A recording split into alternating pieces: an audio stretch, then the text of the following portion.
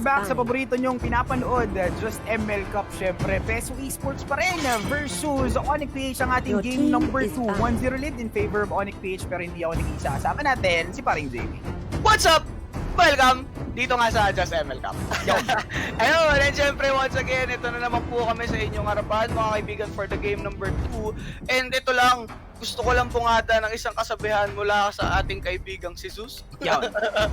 What we see is what we see. So relax lang kayo dyan mga kaibigan, baka ma-chismis. Okay, relax lang. Oh, relax lang mga bias kaibigan. dito.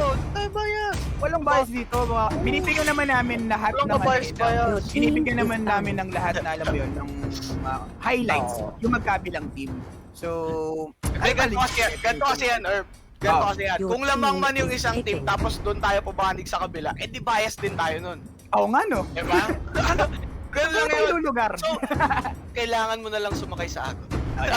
Tumabay ka na lang sa ilog, sa tubig, sa dire-diretso lang yan mga kaibigan. Pero speaking of dire-diretso, eto na nga, kung dire-diretsuhin nga ba ng Onic PH ang ating game number 2 o makakabawi ang Peso Esports dito sa larong top.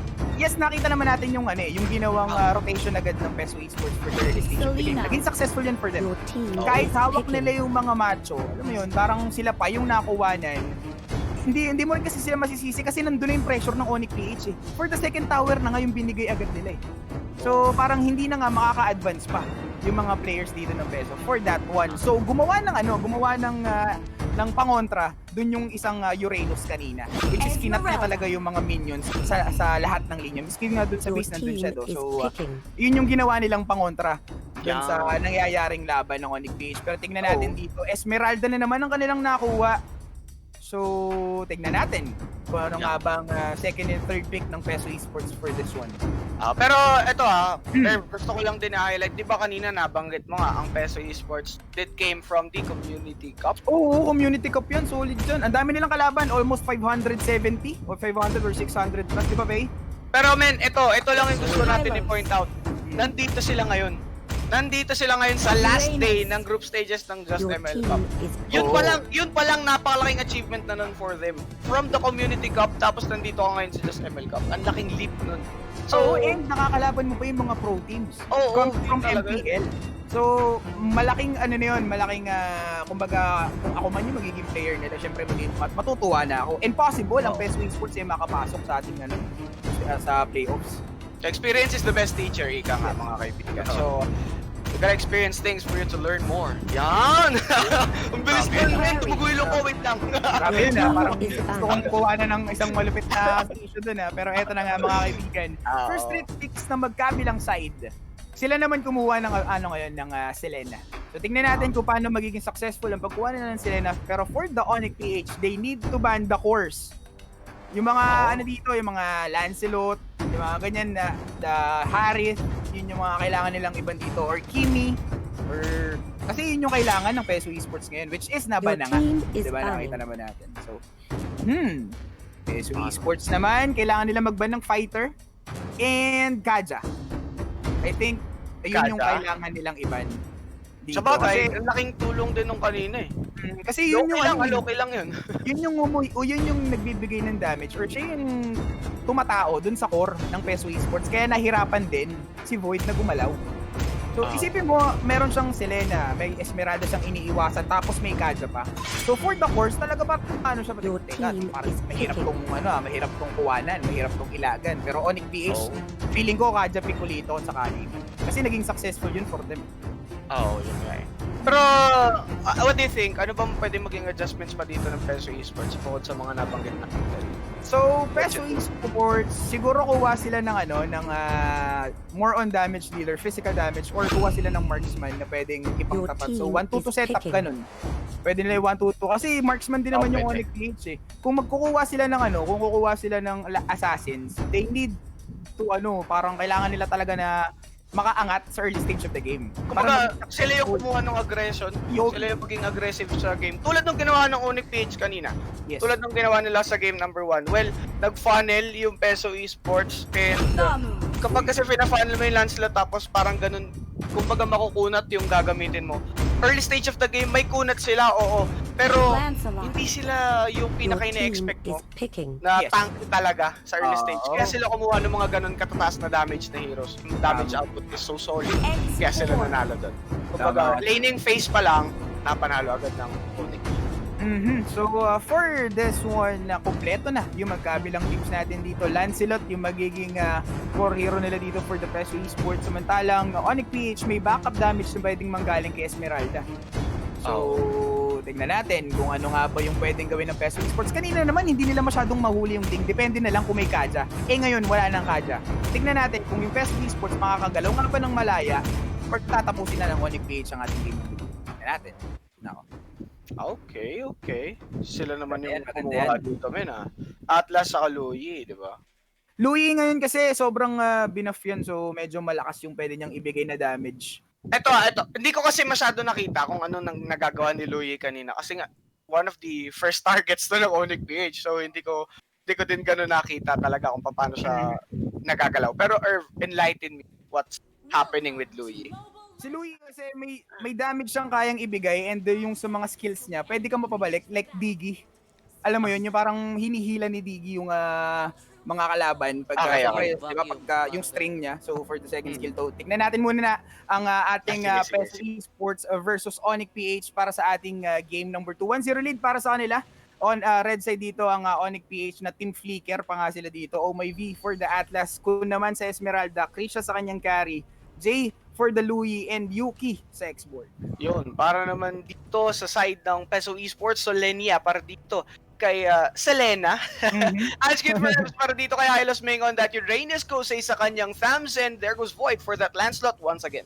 Nako, ito na nga mga kaibigan, ang pagbalik ng Peso Esports for this one. Onic J, flicker out agad kasi alam niya na pwede siyang mapatay doon and ito na nga yung aggression na kayang ibigay nila. Mukhang papatay na and kukuha na nila yung kalamangan nila na dapat naman daw sa kanila. So 1-0 lead agad in favor of Peso Esports. Naku, nakakuha pa nga ng orange buff dito for the Lancelot. So katulad sinabi natin, mas maganda, mas maaga, mas makapag-farm sila, mas magiging maganda yun. Oo, eto na nga yun. So, ito na yun, they're pulling it off. Talagang nagiging agresibo yung Peso Esports early phase in the game. And talagang non-stop pressure yung kailangan nilang ibigay for them to pull off this kind of draft. Masakit ang damage, oh. Nako po. Diyos ko po. Pagka talagang sinalo mo yung mga binabato na kayo, may chance ka mapabalik. So, wag mo na lang saluhin, i-dodge mo na lang o kaya wag na lang kayo masyadong lumaban. Pero yung paggamit naman ng Luyi dito is pwedeng panggulat sa gangbang. Alam mo yun, magugulat na sila, may tatlong player sa bush. So, kailangan lang din, alam mo yun, i-boost check o face check ng Peso Esports to. And kung sakali man, mabibigyan talaga sila. Pero speaking of bigayan, mukhang papatayin pa nila ang isa dito sa Onic PH. So 2-0 agad for the Peso Esports. Oba, okay nga to mga kaibigan ha. Well, eto na, nagpapakitang gilas na nga dito yung Peso Esports mga kaibigan. 'Di ba? Kasi kung hindi naman talaga nila gagawin to, baka mabehind na naman sila. Which is, kita mo yun, nakapag-adjust agad sila in just a game. Yun. In just the first game. 'Di ba? Yun lang yun eh. Nakapag-adjust na naman sila dito. Tignan natin kung mapupull off ba nila ng dire-diretso. But with that said, coming from Jay, good deny dun sa gank na gustong gawin ng Peso. Napabalik talaga. Talagang kailangan nilang umalis kasi kalagitnaan na yung buhay nila dito. So Lancelot, kailangan niyang kumuha ng purple buff or the blue buff para naman sa kanya. Samantalang si Solenia dito, level 4 na lang din naman. Maganda yung ginagawa niyang words lang para syempre mas magkaroon sila ng vision. Syempre dito wala namang words sa ML eh. Pwede maging words lang is the Abyssal Trap tapos yung trap dito ni PNK. So yun lang yung mas magiging maganda sa kanila. Pero ito nga, Falling Star muna, ibigay agad ni Kun. Nasaksak pa nga din dito, nasta ng bagya. Pero oh my V, level 3 lang naman. Mukhang mabibigyan, revitalize na ibigay mga kaibigan. Kun laban kay Solenia, pero kailangan pa rin umalis ng tropa dito. Level 6 si Kun. Samantalang level 4 lang din naman. Pero Abyssal Arrow, tinamaan pa dun in patay. Aba, kinikilig mo yung mga Peso fanboys. Kita mo naman yung 4 pesos na po sila. Ayan, di ba? 4 peso na ang Peso Esports mga kaibigan. Arrow is here but I guess Matigan pa si si Gosey doon, si Thams na mabigyan. So ito yung magandang ginagawa ng Peso Esports ngayon. As early as possible, kinukuha nila lahat and nabibigyan nila ng pressure yung Onic PH. So magiging maganda to for them. So ituloy-tuloy lang nila, especially Lancelot, pag halos lahat sila parang may kill na. Hindi, si Solenia pala wala pang kill. Pero nandun siya every time na magkakaroon ng clash. So meron siyang assist doon na dalawa. Tignan natin kung sino nga bang makakuha ng Cryo Turtle for this time. Makukuha yun ng Peso Esports. Ang ganda ng ang ganda ng objective take, yung mga clash na ginagawa ng Peso Esports. Kahit minsan nagro-rotate sila tapos wala silang casualty na nakukuha, okay pa rin kasi nako-compensate nila by the next clash meron silang matitake. Tama ka dyan. So, for this one, nakakuha na agad. Pero last insanity na ibigay dito sa mid lane. Mukhang papasukin pa nga. Fatal Links was being connected. Tinamaan ng Abyssal Arrow. Yung isa doon na pero wala pa rin sapat na damage. Glorious Pathway ang naibigay. So, 1-0 ang nangyari dito sa side ng Peso Esports. Mahusay pa din mga kaibigan. Wala pa tayo nakikitang ganun ka-booming na teamfight wherein 5v5 talagang mabigat ang bakbakan. Isa-isa lang yan. Kumbaga 3v3, casual lang na clash ganun. Casual na meeting sa river or yung pagbabanta ng Peso Esports. Pero hindi pa natin nakikita talagang nagiging aggressive yung Onic PH. At the moment, they're very defensive. Tama ka naman dyan. So, nako po, tignan natin dito si Krysha. Ito din yung kailangang bantayan ng Onic PH sa pagkakataon na to. Yung carry. Kasi, alam mo yun, medyo malambot nga naman yung carry at pag nalapitan ng Lancelot, pwede niyang i-burst down. Pero ang problema, pag napabayaan ni Lancelot na maka-free hit ito, or mapabayaan ng mga tanks nila na maka-free hit yung, alam mo yung carry, mahirapan sila dyan, mabibigyan. Pero malaki ang kalamangan ng ngayon, ng Peso dahil nga medyo level gap yung mga tropa. Level 8 lang si Kun, level 10 na si Void dito. So nagiging maganda ang takbo ng laro for the Peso Esports. Kailangan nilang maging consistent dito. Kasi kung yung pressure na ina-apply ng Peso kanina, hindi na ganun yung level na pressure na binibigay nila ngayon, baka naman makahinga na maigihan itong carry. Pero wait, the creep caught here. Nako, inunahan lang para umadvance lalo yung mga minions niya. Pero ito si Ming kung kailangan i-contest ata, mukhang Abyssal Arrow ibibigay, hindi na nga lang din. Ayun, naibigay pero hindi sapat. Parang nga naman na matamaan dito, medyo madulas ang kanyang balat dito. So, nako po, na-secure pa nga ni Kun yung blue buff para sa kanya. Pero turtle, open na rin. Tingnan natin kung sino makakakuha. Mukhang magko-contest na at mukhang magkakaroon na ng bakbakan. Pero Abyssal Arrow nag-connect dun sa isang Esmeralda. Revitalize, naibigay naman din. Pero Atlas with that Fatal Links. Nako po, medyo naging maganda nga naman yun para sa kanila. Pero Void buhay pa din sa pagkakataong ito. And nagbibigay pa siya ng damage. Makakatakas nga pa si parang Onic J. Nakatakas yung dalawa sa players ng Onic PH. Kun na lang ang natira. Level 11 pa nga rin siya dito. Pero paano nga naman ba makakatakas ang isa? Pero Krisha free hit sa bandang gilid. Medyo rin masakit ang kanyang damage sa kayang ibigay. Abyssal Arrow nag-connect dito pero hindi na lang din gagawin ni Solenia. Sabi ng Peso Esports, kumuha na lang tayo ng objectives. Pero Yuki laban kay Ming, mukhang nagtawag ng backup dito. Jay pa nga for the backup. True damage na yung sinasalo dito ni paring Ming. Hala ko po, Yuki mamamatay pa nga ata dito sa bottom lane. Tingnan natin. Very nice tower dive but still he'll be finished off by Louis at the moment. Pero ang ganda ng ginagawa ngayon dito ng both teams kung tutusin. Pero Solenia might be locked out here sa may top lane and he's dead sa kamay nitong si Esmeralda. Ang balita sa game number 1, nanalo po yung Onic PH with the dominant dominant way, yan. Pero Ansquid Frevs dito sa my mid lane, susubukan pumalag. Oh my Venus, dito naman. Pero RKO para sa'yo, kahit mag-isa, papalag naman kami sa'yo. That's going to be Onic PH taking a kill. And slowly but surely, Onic PH is catching up to Peso. Yung ginawa dito na Fatal Links, papalayo dun sa Glorious Pathway na naibigay, naging maganda nga yun para sa kanila. Pero kasi dito, lalaban sa dalawang players. Krisha free hit lang sa bandang gilid. Pero Onic J, nanganganib na mapatay dito. At yun, napatay pa nga rin. So 1-for-1 trade. Pero Peso Esports hindi pa rin tapos, mga kaibigan. Hinahanap nila si paring Krisha, hindi natamaan. Pero nabigyan ng triangulo. Halos lahat ng mga skills nila hindi tumama dito. Pero eto na nga, na free hit lang siya doon. Nung isang Lancelot, oh my V, tatakbo. Laban sa tatlong players, pinakawalan ng kanyang takoyaki. Pero yun, nakatakas pa nga rin. Pero bottom lane, medyo delikado yan. Medyo makapal din yung mga minions dyan. Good play na din naman yun for Peso Esports. Like what I have said, kung titigilan nila yung pressure na ginagawa nila, baka mayari sila. Pero at the moment, tinutuloy naman nila yun. They're trying to dish out some damage for the course of Onic PH. Pero oh my Venus talaga, may kakunatan na din eh. Nadadama na siya dito ng Peso Esports. Grabe yung pag-absorb niya ng mga incoming damage. Diba? Tama ka dyan. And eto na nga mga kaibigan, si Void kailangan niyang umalis pero medyo puno yung mga damage na. Setapan pa nga with that Fatal Link. Sino nga ba makakuha ng Sanctuary Lord? Turtle has been slain dito. Pero oh my V, mukhang mapapatay pa doon sa pangalawang clash na yun. Pero oops, teka lang, hindi pa tapos ang laban mga kaibigan. May Esmeralda pa rin dito pero wala na masyadong damage na kayang ibigay yun. Bottom lane rin naman natin, medyo steady goalty lang ang mga tropa. Sa laro na ibigay pero hindi natamaan. Nasundot pa nga mukhang burst out pa ng mga tropa dito. Pero Kun, mukhang buhay pa sa pagkakataon and Holy Crystal for the Esmeralda. Pero so, okay na rin. Habang lahat ng nangyayaring yun, itong si Uranus staying on the top lane, pressuring the tower, will it be destroyed? Gusto niyang kunin, pero iikutan na siya ng dalawa, so sisibat na lang siya. Ganda nung ginagawa ng Peso Esports, ha? Sobrang ganda na ginagawa nila.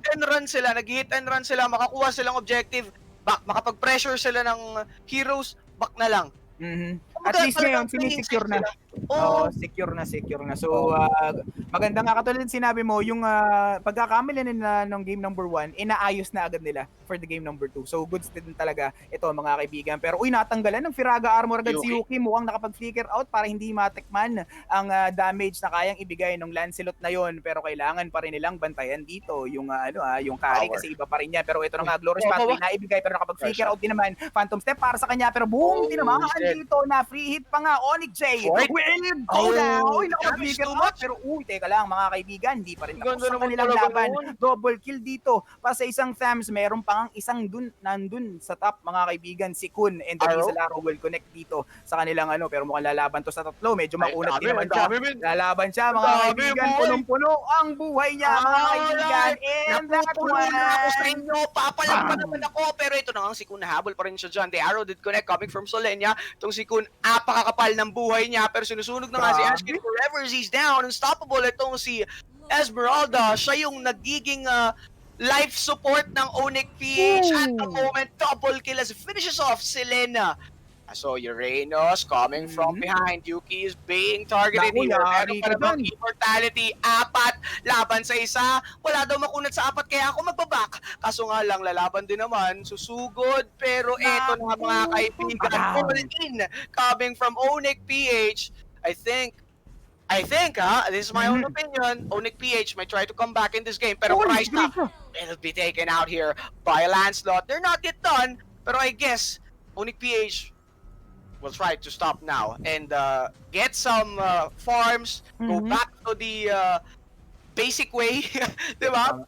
Back to basic muna tayo. Buha mo yung objectives pero ito na naman ang Glorious Pathway na ibigay na naman mga kaibigan. Ito na naman yung damage na kayang ibigay ni Kun. Godlike na nga rin siya dito. Mga kaibigan, Void will go down. Dalawang na lang ang natitira.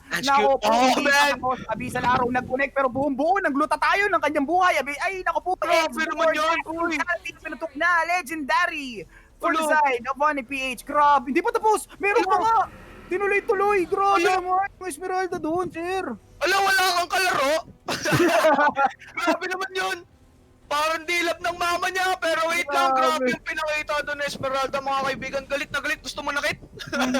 Totoo. Kita mo naman punong-puno yung buhay. Punong-puno yung shield niya. So, mahusay. Lalaban at lalaban pa din naman. Mag-fail man or hindi man maging angat yung damage dito ng isang carry or mapitas man siya, sisiguraduhin naman ng Onic PH na may backup damage sila. Which is the Esmeralda.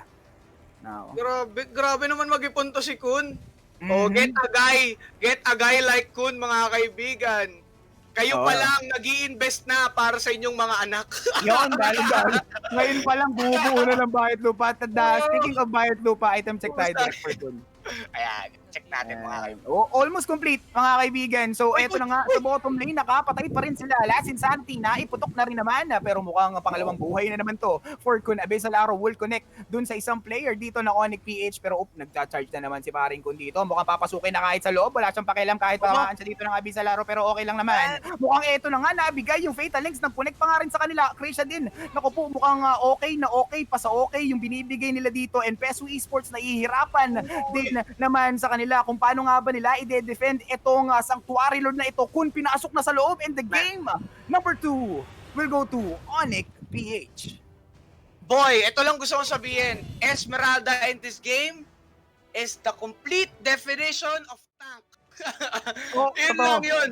Complete definition of tank is taking the damage from the tier 3 bottom tower, from the base itself.